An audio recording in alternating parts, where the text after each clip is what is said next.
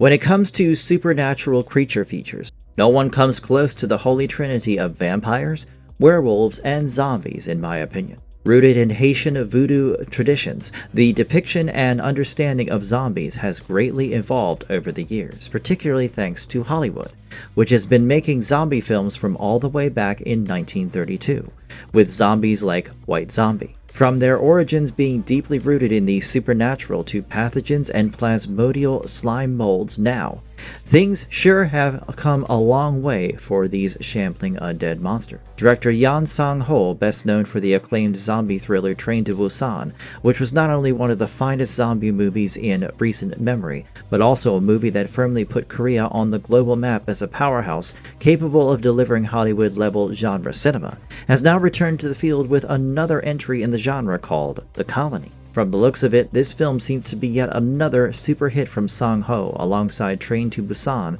and Peninsula, as he delivers an extremely unique take on zombies while managing to tell a human story grounded in tragedy, loss, and betrayal. In this video, I will be exploring how these infected in the colony differ from anything you have ever seen in a zombie flick till date. From their origins, nature, and the things that they are weak against, I will be leaving no stones unturned as I delve into the anatomy of these creatures.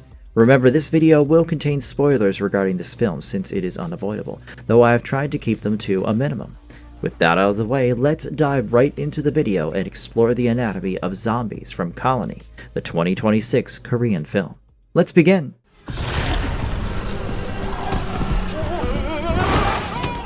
So what actually starts the outbreak?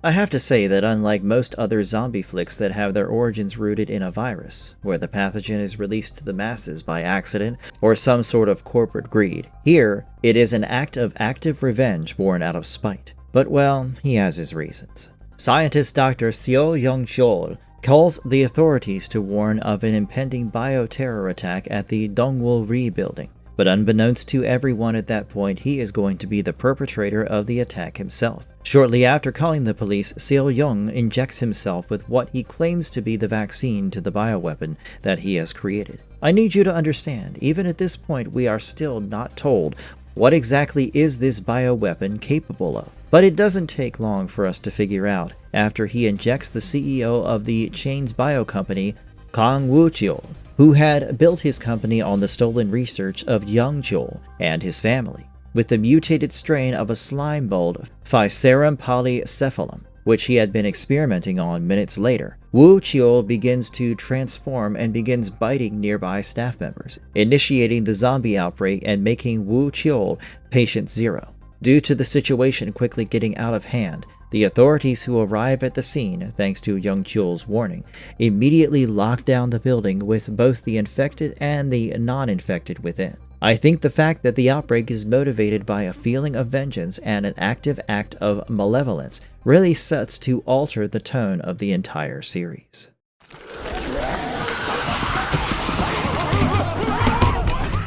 What makes this a colony instead of just another horde? As I watched the film, I realized that the title Colony isn't just there for a dramatic effect, but is actually the conceptual core for the entire story, which separates it from the usual standard zombie movie. While director Yeon Sang-ho absolutely had me sweating bullets with the frantic hordes of Train to Busan, he actually approaches Colony in a completely different way. I'm sure you're familiar with how most zombie movies usually depict each infected individual as an isolated predator operating on instinct and cues like sound, smell, and line of sight. However, since the zombies in Colony are created through a mutated strain of Physarum polycephalum, which is an acellular slime mold famous in the real world for solving mazes and exhibiting what can be loosely taken for a collective intelligence, these infected hosts are physical nodes in a living biological network. In simple terms, they are part of a hive mind, which allows them to share sensory data throughout the entire horde, allowing them to act like a single connected unit. What this means is that if one infected person spots a survivor hiding in a corner, every single member of the horde registers that position, which makes them far more dangerous, in my opinion, than the regular zombie hordes that we find in movies and shows. To push things even further, what I found even more unnerving was the fact that the colony is not comprised of some mindless zombies either. They are an actual learning organism, growing intelligent by the second and making adjustments to whatever obstacles they are encountering. For instance, every time a human uses a tactic like blocking a door or using a choke point to halt an advance, the colony instantly processes the response and adapts its strategy within seconds and executes a countermove. I believe this leads to not just the survivors, but also the audience to rethink and reframe every tactical move that is being made to escape these zombies. Since you are not fighting a group of singular entities but a superorganism, this concept fundamentally alters the way in which we have understood zombies so far. How does the infection physically change a person? Okay, so we just discussed how the colony sets itself apart from the rest of the zombie genre. You know, with the cause of the outbreak and the nature of the zombies themselves, I think it's important to note how the infection also physically alters the infected in this film. In most films, I think it's fair to say that we are used to seeing zombies being depicted as decaying carcasses and more like shambling horrors, but I feel like the colony really takes the body horror aspect of this genre to the very next level with its depiction of how the infected are changed. The immediate signs of infection in the colony start with a sudden and violent illness, which leads the victim vomiting out a thick and viscous white substance, which I believe is the concentrated spores of the mutated plasmodial slime mold aggressively changing the internal tissues of its host in order to hijack the central nervous system. As seen during Wu Qiu's transformation, this is followed by the parasite rewiring the physical dimensions of a human body by contorting their limbs into uncanny and unnatural angles as joints pop from their sockets and bones shift forcibly underneath the skin. They start crawling on the floor, but as they exchange information, they evolve and begin walking on 2 feet and even running after their victims. What's even more horrifying is that in the later parts of the film, the infected bodies completely lose their individuality, even at a physical level, as the white substance binds dozens of hosts into a continuous connected mass. While they lose their individuality, they attain a joint consciousness that allows them to evolve at a rapid pace and develop a hive mind with a singular goal and focus. This movie made me realize that what's even more terrifying than zombies are a bunch of organized zombies. What do the test monkeys reveal about how this weapon was built? A major breakthrough in the fight against the infected happens when Professor Gong Seol-hee's research team, backed by SWAT, discovers Yeon Sang-ho's illegal laboratory that he had built after being fired by Wu Qiu. I know Resident Evil gave us dogs and crows as zombies, but I didn't realize how terrifying zombie monkeys would be until after watching this movie. You see, in order to perfect his pathogen, Yeon Sang-ho had initially begun testing it on a bunch of monkeys, which the group found caged in boxes, as if frozen in time. That is, until one of the monkeys, which had broken free at some point, began attacking the group in a vicious manner. As the terrifying onslaught is happening, Gong Hee is about to be bitten by one of the monkeys when the animal is shot dead by a SWAT member. Immediately, the remaining monkeys just freeze as if someone had just turned a switch off. This, I believe, confirmed the theory that the bioweapon indeed operated through a centralized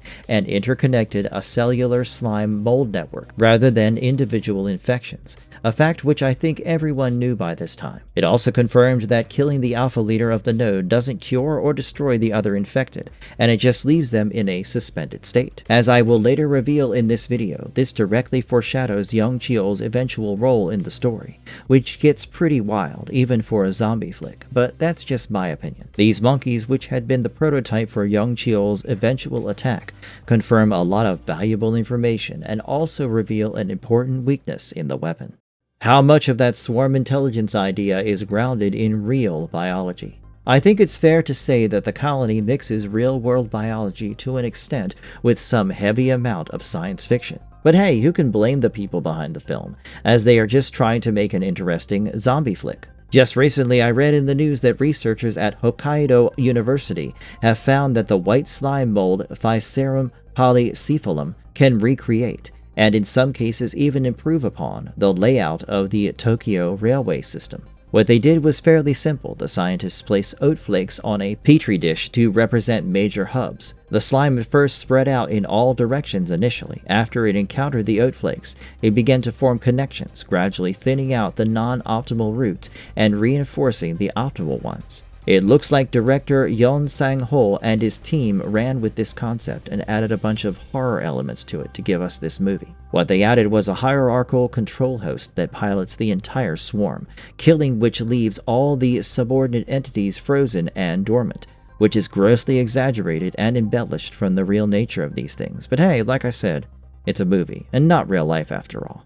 I feel like they used microbial survival strategies as the foundational logic for how this bioweapon adapts and mutates, which, despite the sci-fi embellishment, gives the pathogen a terrifyingly realistic touch, in my opinion.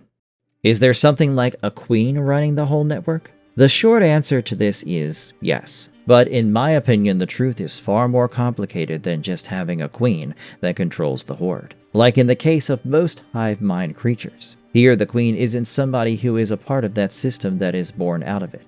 Instead, Yeon Cheol takes the position of the queen after being bitten by Woo Cheol, who was patient 0, the original progenitor of the infection in humans. From what I explained about the monkeys in the lab, the first infected seems to be the control node to the entire superorganism, whose death sends everyone else into a suspended state. However, when Yeon Cheol gets himself bitten by patient 0, he forcibly establishes himself as the control node, and by doing so, I feel that he gives the horde much better direction and purpose, as he himself still retains his full human cognitive function and intelligence. By establishing himself as this queen, for lack of a better word, Yeon Cheol transforms the infected into his own personal army. Do infected victims keep any trace of who they used to be?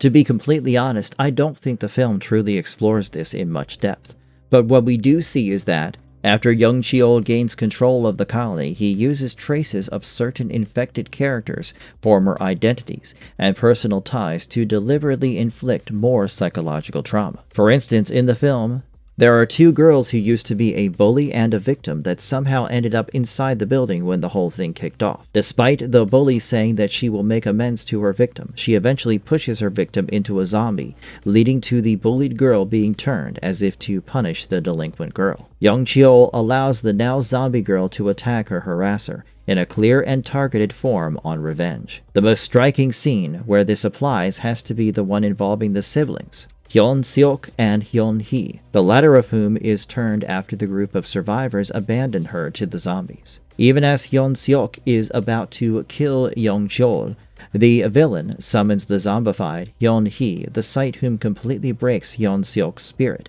as he then allows himself to be stabbed to death by his sister. There seems to be a flicker of remorse on his sister's face after she commits the act, but it's so subtle it might not even have been there, which adds to the tragedy of the scene. If you are confused by this, trust me, you aren't alone, because the film is deliberately very ambiguous in this regard. Trying to explain this in detail without completely spoiling the film for you is impossible, but from what I personally gathered after watching the movie, is that the individuality of the infected are completely wiped out under normal circumstances. But thanks to Yeon Cheol usurping the control of the horde, he probably has the ability to bring out their personalities, depending on his own whim. What actually disrupts or defeats the hive mind? Before they gained the intelligent guidance of Yeon Cheol, the hive had been steadily growing intelligent on its own, but during that time it was still crawling on all fours and attacking billboards and mannequins thinking they were real humans. During those times, things like exposure to water from indoor sprinklers disrupted the slime mold's connection with each other. There was also the fact that they could be tricked if the survivors masked their scents using things like perfumes and antifreeze to mask their original scent. However, many of these countermeasures prove ineffective the moment Yeon Cheol takes control, because through him they overcome all of these drawbacks as he is able to orchestrate their movements perfectly, negating any of these tricks from working. In the final scene, when Kwon Se-jong, the protagonist, throws a coat marked by Yeon Cheol as the horde's target over another infected and slips away, the zombies collapse into a kind of death spiral. It's similar to those phenomena, I believe, where an army of ants loses its central trail and starts following only the pheromone trail of the ant directly ahead, trapping the entire group in a perpetual loop until they die of exhaustion. Unfortunately, young Chol manages to break the spiral, but not before the zombies have completely reverted back to their original level of intelligence, leading them to attack a poster on a bus near them, trapping the villain in the process, which eventually leads to him catching on fire and burning to his death. With young Chol dead, the connection that the hive shares is severed, leaving them to become frozen in stasis, just like those monkeys I mentioned earlier in the lab. This is how the hive mind is eventually defeated, or so it seems, because the final shot of the movie leaves some room for a sequel. What does the final twitch set up?